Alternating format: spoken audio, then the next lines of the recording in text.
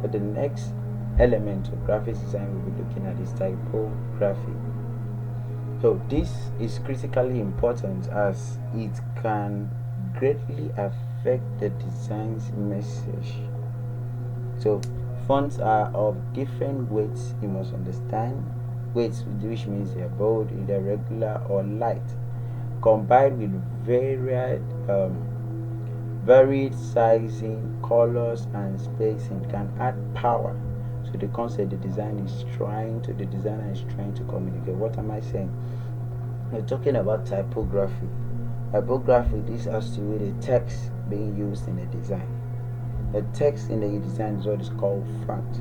And typography is the art of arranging letters and text in a way that makes the copy legible, clear, and visually appealing to the reader.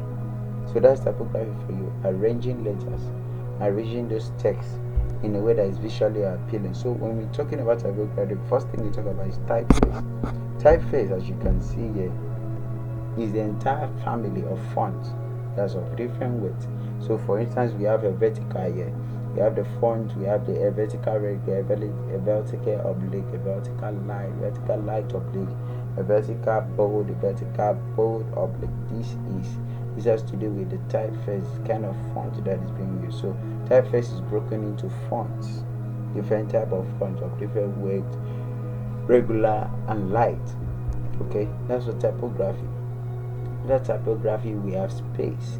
Space refers to the areas of the design that are left blank. This is important that you take note of it. Many designers, you see them just jam-pack everything into a design, but they fail to observe the principle of space. Now, these areas include any dark or areas between, around, below, or above other design elements. So designers intentionally place spaces in the design to add emphasis to the areas of the design. So for instance, you can see this design with white space, and then we have a negative space, the white space here. You see the design, the white space brings out the beauty of the design. The white space makes the design to stand out. You see this one, black lines arranged orderly with spacing, making it look excellent and clear. And it comes at that space, that aspect, that space in your design cannot design. So for instance, this design here is the space, and it's kept for a reason. This makes it appealing and understanding. Even your psychology will appreciate it. Next we have forms. Now when a shape becomes 3D, we call it a form. Forms make up the variety of things in the real world, including sculptures, texture, and other 3-dimensional objects. Now look at this, as simple as this. Forms is when something becomes more real. The different form of texture is a form is 3D.